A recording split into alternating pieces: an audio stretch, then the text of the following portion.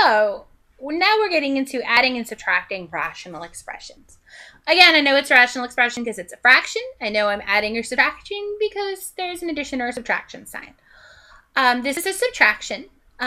So before you do anything else, you really should take care of your subtractions. Remember that a subtraction is a game changer. It's going to jump in there and change everything. So it's keep, change, and then change. So it jumps in there and changes everybody. Okay? That's important. So this changes to a plus, and that changes the positive to a negative, positive to a negative. Anytime there's a negative outside, it's our game changer. All right, from here, we need to factor because we're looking for our LCD in our magic box. Okay, so x plus 5, nothing to factor. X squared minus 25. That's a binomial. I've done a few binomials. 25, looking for the number that multiplies to be itself. It's 5 and 5, signs are different.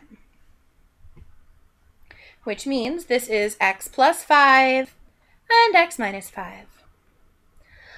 Okay, now you've got everything factored. The way the LCD works is you take the first fraction, put everything on the denominator, and put it in the box. X plus 5. Okay, go to your second fraction. See what it has that the box does not have. It has an x plus 5, but so does the box, so it doesn't need it. It has an x minus 5, but the box doesn't, which means it needs it. X minus 5.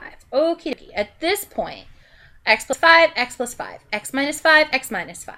Everybody's happy. Now, look back and forth. What is in the box that the first fraction doesn't have?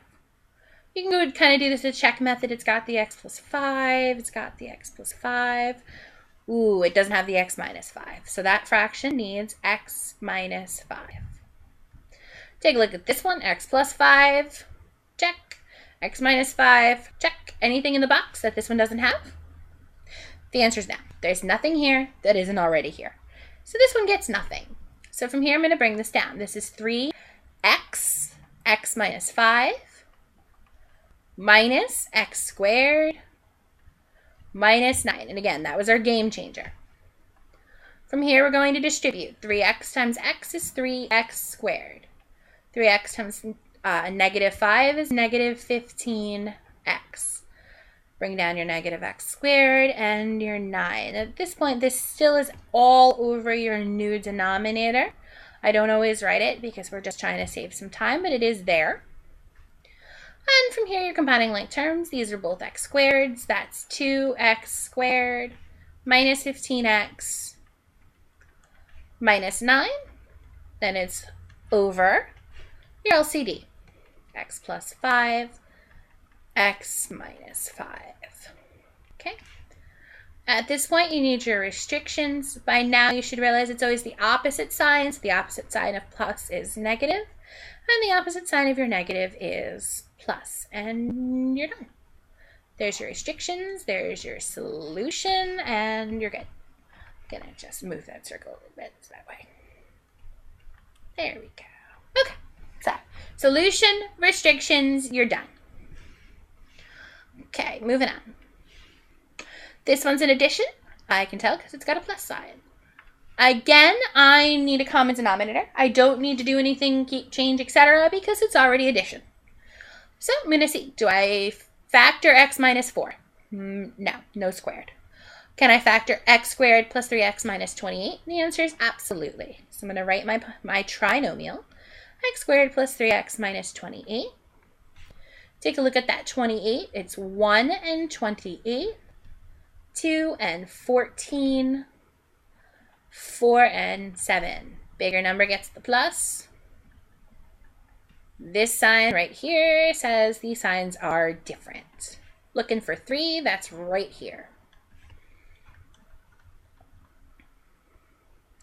Oops, sorry. That's x minus 4 and x plus 7. So I'm going to cross this out and write x minus 4 and x plus 7. Awesome. Magic box. Everybody from the first fraction goes in, x minus 4. Look to the second fraction. Does it already have an x minus 4 in the box? Absolutely. Doesn't have an x plus 7? No, it doesn't. Add it. X plus 7. Okay. From there, we're good. Now we're going to find out what's missing. This has an x minus 4. This has an x minus 4. However, it doesn't have the x plus 7. My second fraction's got an x minus 4, got an x plus 7. We're good. Bring it down. 2 parentheses x plus 7 plus 5. And it's over in my denominator. That is the step of writing it as one fraction. All right, I can distribute, which is 2x minus 4 plus 14, apologies, plus 5 over x minus 4x plus 7. And combine like terms. 2x plus 19 over x minus 4, x plus 7. And you're done. Okay. Common denominator, check. Written as one fraction, check.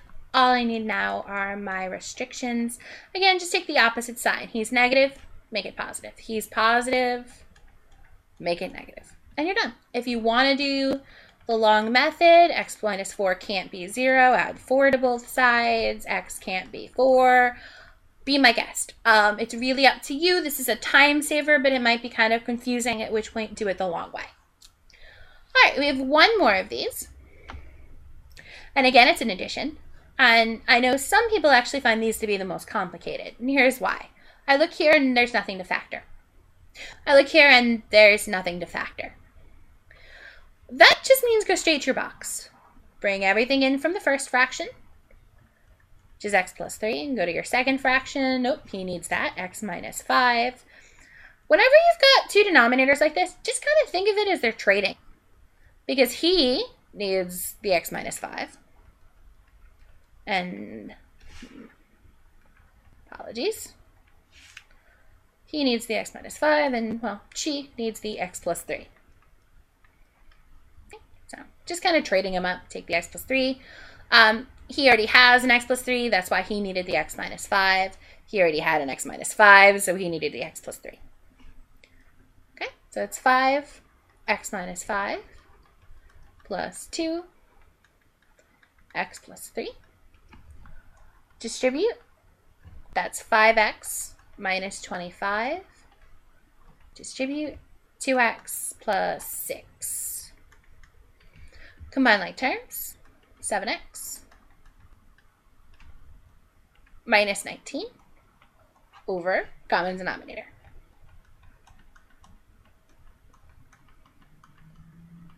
Okay, and restrictions. X can't be the opposite. X can't be the opposite, and I'm done. That is adding and subtracting rational expressions.